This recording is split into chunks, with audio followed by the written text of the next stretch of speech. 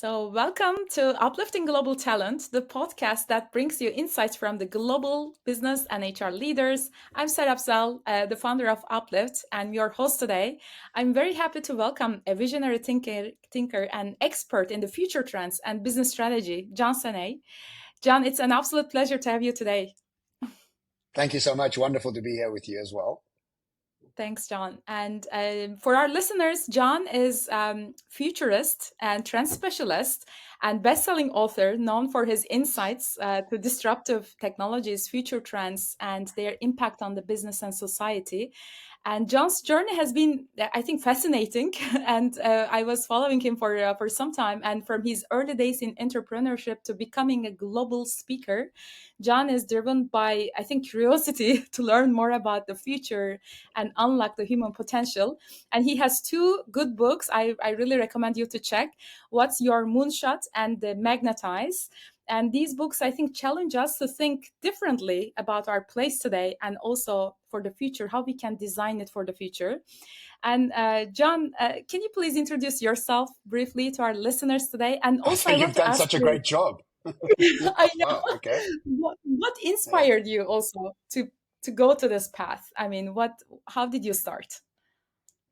Well, great. I mean, thank you so much. A very generous introduction. I am just incredibly curious on how to access my own potential, really. And in order to access our own potential, we need to do two things. One is understand the future as well as we can. And understand the second thing is to understand what is stopping us from engaging with this future in an optimistic way. That's it. And if you can be optimistic about uncertainty, you've already won the game before you've left the house. But we have so many stories inside our brains that don't trust familiarity, that want to stick to things that we've once known, that we create identities and personalities based on the past, not the future. So I started off as a classical futurist, really dissecting, curating, and sort of putting the future together and taking it to executives to help them understand it in a more friendly manner. But after a while, I realized that nobody was really changing their behavior. And so I started researching psychology and really started to go deep into what is holding us back from thinking in new ways. And the more of that I did, I also realized that people weren't really changing behavior. And now what I've done over the last few years is studied neuroscience to try and understand what is it in our brain patterning that keeps us stuck to familiarity rather than to be explorers into the uncertain future. And it really all comes down to our educational system, our organizational systems, our religious systems, our just the whole structure over the last 200 years since the Industrial Revolution began has really been about prizing us for fitting into a system. They've developed a system that says if you follow this system really, really well, we'll prize you, celebrate you, give you more money, and everybody will think you're amazing. And what that's done is created a brain that looks for familiarity, not for uncertainty. And now that we have a future that's totally uncertain ahead of us, we have to think about thinking. Like, what do we have to do with our brains to actually start to become explorers and not exploiters? Because the economies of scale system only teaches us how to exploit a certain system and make it work as hard as possible for us, whether that's people, a computer system, a business model, whatever it may be. And that exploitation has gotten us all to become anxious, really, because ultimately, no matter how well you do, you're still anxious because when you're always focused on an outcome, it doesn't matter how quickly you achieve it, because then you'll have another outcome that you have to move towards. So I think it's time for us to think about how we think. And that's really where my research has landed me today. Yeah, that's great. And there's a lot to talk today, of course, as we have short time, but your professional life and all these thought-provoking ideas, I think, are really inspiring. But before we start actually these topics, and I would like to start with a quick warm-up questions. In these episodes, we always like to learn a little bit about the personal level, about you and our guest speakers too. So just a few quick questions. Can you share with us one interesting fact about yourself that most people might not know?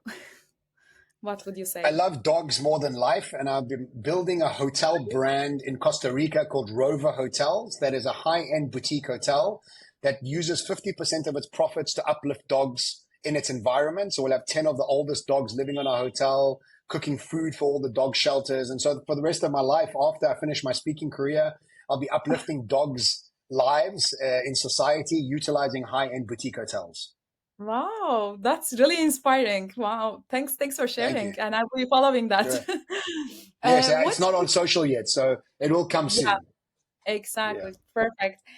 So, what's been one thing capturing your attention lately in terms of emerging technologies? There's a lot, but Large action models. Well, hmm, I actually no. I think the most important thing is that we're moving from biology being a science to biology becoming an engineering tool.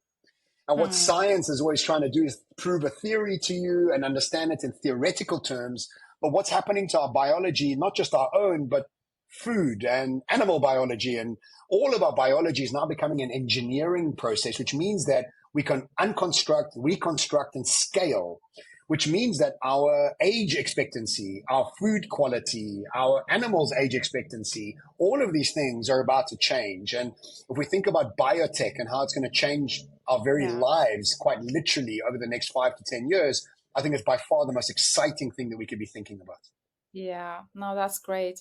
And yeah, there is a lot going on, especially in biotech. I was following that too, and especially with the AI, VR, etc. There are lots of things in front of us, but the especially with the human life, I think biotech has been really fascinating. Yeah. Um, and I would like to ask, I mean, you are an author of two great books, but which book has had significant impact on you for the future, for the leadership? Just firstly, I've authored and co-authored 9 books, Oh, five of really? them my own. Yes, Okay, no problem, great. but that's all good. Book that's really affected me in many ways was The Purple Cow by Seth Godin. Back Oh, in the yes. early 2000s, I read The Purple Cow, and it totally got me to think about innovation in a very, very different way. And I used to quote The Purple Cow for years and years of how important it was for you to stand out of a crowd. And that book really started to get me thinking about business in very new ways. Yeah. Is it marketing book, right? It's a marketing book about, it's really about innovation. It's like, how do you Yeah. create a product that you don't need to market? That the product Yeah. itself is a purple cow and the people discuss your product when you're not around because they're so enthralled by it. And it really got me thinking about how marketing actually is dating because if you got the product right, you hardly need to market it because Yeah, exactly. it self It, markets. Yeah, exactly. exactly. It does itself. Yeah. Yeah, yeah. Okay, great. So, given your extensive global engagement, speaking, and could you share maybe your most favorite city or country that you visited and why? Well, recently I was in Istanbul and it's my third time in Turkey. And this time around, I had a local friend who was giving me a tour of the city. Hmm. It's very, very few cities that I go to that are alive with possibilities. People were out everywhere. It doesn't matter which part of the city I was in, there was always somebody around. There was females walking the parks at 11, 12, 1 at night.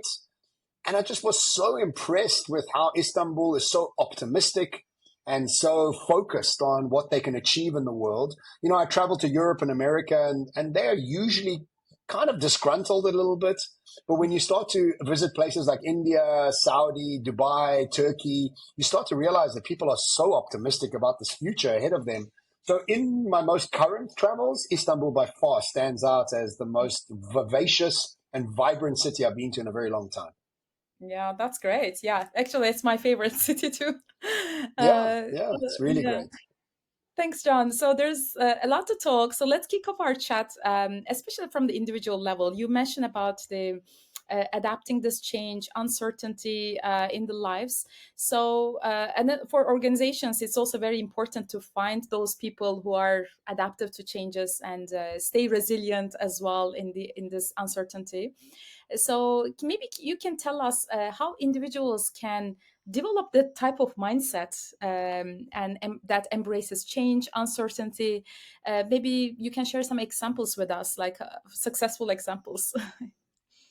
Well, I think what we again have to realize is that our educational system and our organizational system have not prized adaptability at Yeah, all. In fact, the better you are at a certain skill, the better you become over a period of time because of your experience in that legacy type of environment. The problem is that over the last 10, 20, 30 years, your skills are irrelevant because the future looks nothing like the past. All of a sudden, all your legacy experience is actually working against you. And you can see this with many boards around the world that have hired older people with experience in those specific sectors. And that is exactly the last thing you need, because what you need brand new, fresh eyes on something that's ahead of you. There's a great quote that says, "We don't know who discovered water, but we know it wasn't a fish." And what that means is that when you're in the water, you really can't see it. How much you want to try, you can't see it. And so in order to really think about self individually and really start to think about how you're going to add value in the world, you have to think about two quotes. The first quote is from Einstein. He says, "You cannot solve a problem from the same awareness that created it." And so what Yeah. you've got to ask yourself is, what is awareness and how quickly do I change it? Not how do I do another MBA? How do I get another degree? No, your awareness has got nothing to do with your education. Your awareness has got to do with who you are, your personality, who it is that's created your personal reality and the environment around you. The second quote is from Alvin Toffler, and he says, "The illiterate of the 21st century will not be the ones who cannot read and cannot write, but the ones who cannot unlearn to relearn."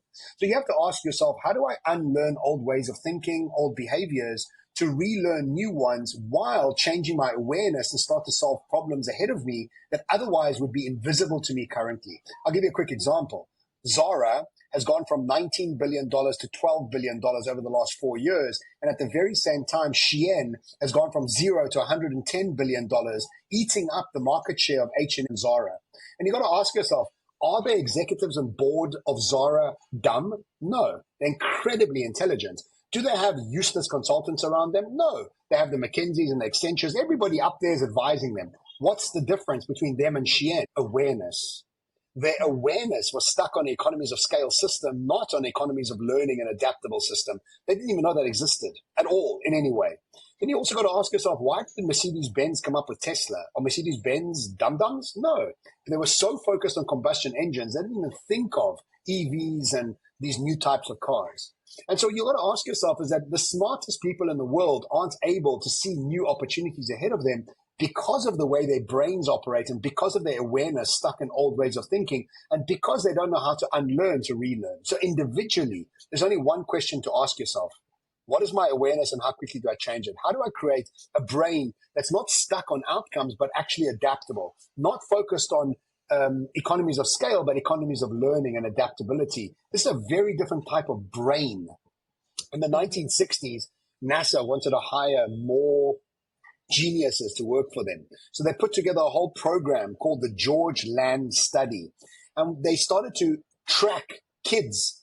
And they realized that at 5 years old, 98% of kids were geniuses. And as they went through school, and by the time they finished school, only 2% of them were geniuses, which means what? Is that our brains are naturally lateral, naturally adaptable. What schooling does, it stops you from accessing that natural adaptability and focuses you onto one thing to do and fitting into that system. That's why when we finish school, we go to university, one university. You study one thing and you become very, very good at it to the end of your career. Today, according to McKinsey's, if you're 10 years old, you'll have up to 29 different careers before you stop working. That's one generation. We've gone from 1 to 2 careers to 29 careers, which means that your brain can't be focused on only one thing. It has to be focused on multiple things. So the question you have individually is, what is my awareness and how quickly do I change it? Yeah, exactly. And I think the definitely school system and universities bringing that standardization and that also feel that, it's not really up to date quickly with all these rapid changes in the technology and globalization. And I actually saw that in one of the global statistics, and the drop rate in the universities increased by 30% globally. So the actually students don't want to continue in the university But education it's not as they only you studying university, you must be leaving with debt. So you got student debt. Now, I mean, the whole thing is a scam. For me, it's a big scam because and most of the time organizations talk about people coming out with degrees and don't know anything. So you have to start training them from scratch. So the whole thing is a system to keep you stuck in a system. Look, I'm not religious, but even religion. Follow this process better. The better you follow it, don't worry, you'll get some points when you die. I'm like, yeah, okay, I don't know. Maybe you do, maybe you don't. We hope. We have faith. And so, as Yeah. Yuval Harari says it, we are just made up of stories. You got to figure out which stories actually benefit you and which stories are actually benefiting a system. Yeah, exactly. No, that's yeah. That at the individual level, definitely, there's a lot to do, and the education is just one piece, but there's a lot going on outside of the education, and that should be aligned with it. Let's move to the leadership level, and you mentioned a little bit about this board level, C-level leadership, and I know that you always emphasize the importance of innovation, and innovation is very crucial for staying ahead of the game, but also stability is important for the sustainable growth too. As Uplift, we partner with companies to find their board level members or C-level leadership members in the recruitment process, and I see that these two things are always on the agenda in the assessment process in the recruitment. So how does leader bring the innovation and bring sustainable growth? So I want to ask you, like, how do you advise board members, C-level leaders, to strike the right balance between innovation and maintaining stability within their organizations? So, firstly, I want to just explain that I see a massive difference between innovation and disruption. So, innovation is doing what you've always done, more modified and more efficient. That's innovation. It's incremental change. And then you have disruption, which is making your current business model obsolete to create a new business model. That's disruption. And so what we've done is we've fooled ourselves into thinking that incremental change on an existing system is enough. And we think that because we're running innovation cycles from the same people that were hired to bring stability to your existing system, they can only micro shift your existing system. They can't actually bring disruptive energy into that space. And so our organizations are built on this efficiency and micro changes to maximize profitability and cut down costs. But you're asking those exact same people to also think about disruptive ways of thinking. Impossible. It's almost, I think it's literally impossible, because the brain that's thinking about disruption is not able to think about innovation, because disruption usually comes from outside of your sector and outside of your business. That's why businesses buy other businesses, because they couldn't come up with that same sort of IP themselves. But unfortunately, what happens is when you buy a company that's disruptive and you bring it into your existing business, you kill that business, because it has your business has an immunity system. Your business has an addiction to quarterly profits. It has to pay shareholders. So what I always suggest is stop asking the same people to do both. Just stop it, Mm-hmm. because it doesn't work. Because you're addicted to quarterly profits, you don't want to spend money on doing other things. So you want to squeeze the most out of your existing executives in a stressful environment for them to think both innovatively and disruptively. Guess what? It doesn't work. In 1986, it worked because the world was slower. Today, it doesn't work. So what I suggest is build today and tomorrow teams. You have your today team, which is about stability, about incremental change, but then build a jet fighter next to your Boeing. Build a small team of people that are focused on solving problems 2 to 5 years ahead.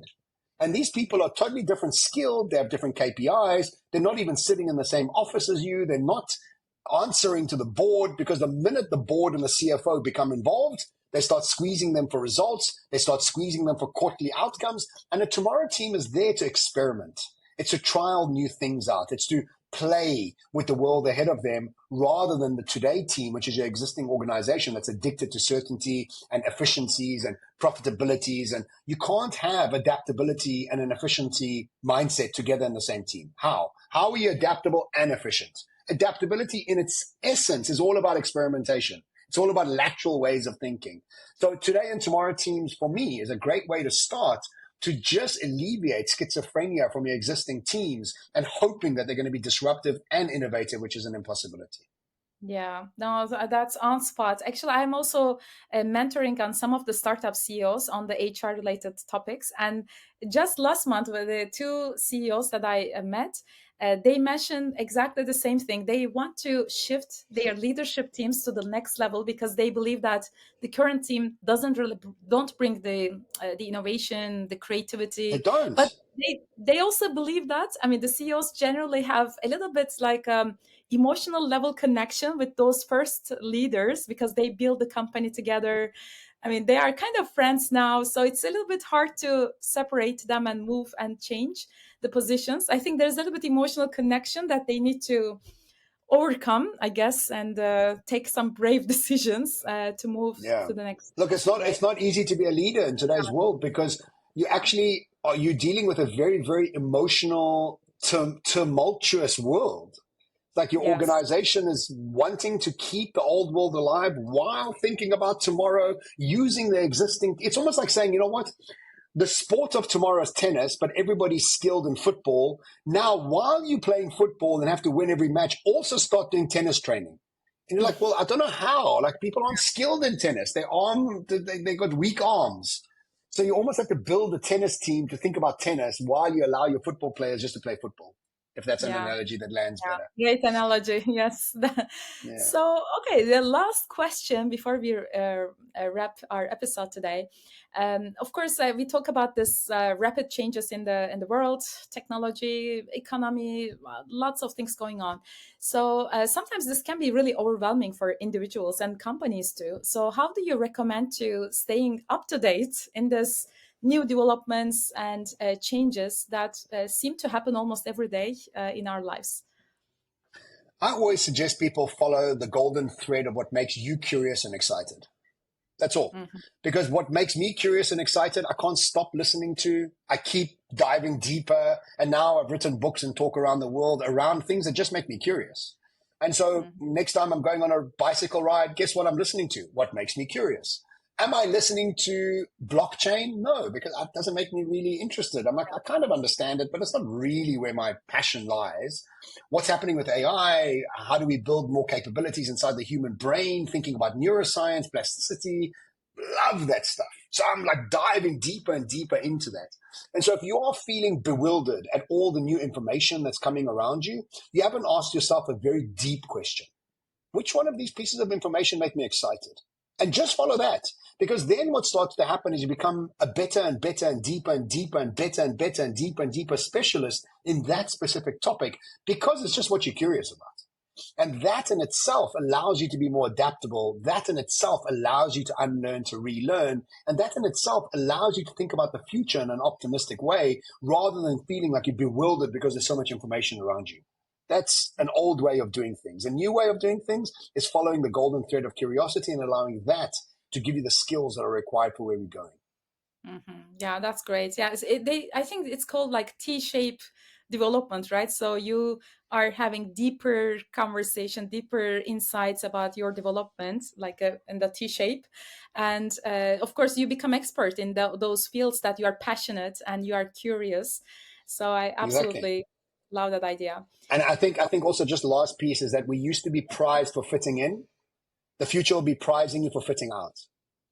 Yeah. And that's really key is that your uniqueness becomes your currency in the future. Homogenization of skills and intelligence is everywhere. You know, how many people do you know that have got an MBA?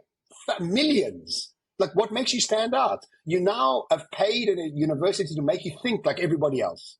So now what? You're indoctrinated into the same way of thinking, which is a ridiculous notion because it becomes commoditized, demonetized, and democratized, meaning that now everybody can do it, which means it's not really worth a lot.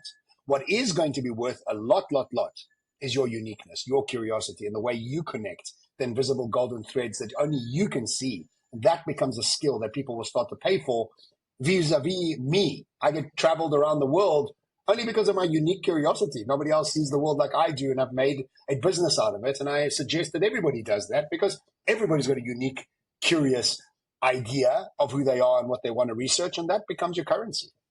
Yeah, exactly. I love that.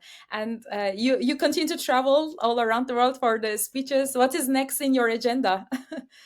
I'm actually flying to Dubai tomorrow for 2 days and then fly back to South Africa and then fly to, I don't know. I don't know where the next one is. I just do 1 week ahead because I can't keep up. So it's just 1 week Yeah, ahead.